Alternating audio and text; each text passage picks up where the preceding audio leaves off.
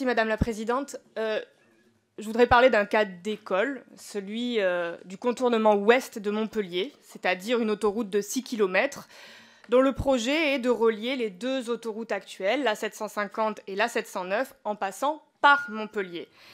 Et ce projet est issu d'un partenariat entre l'État et Vinci. Évidemment, c'est d'abord un désastre écologique. On parle de pas moins qu'une 10 voies.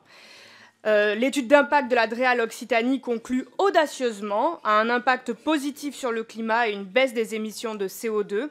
Or, on parle bien de faire passer le trafic, des voitures, des camions, par la métropole de Montpellier. C'est un projet également qui est vieux de 30 ans, issu de vieilles politiques incapables de se renouveler. Et ce que nous proposons de faire, c'est d'être ambitieux en se tournant vers les alternatives écologiques, d'ouvrir la réflexion et les investissements dans des politiques de transport public.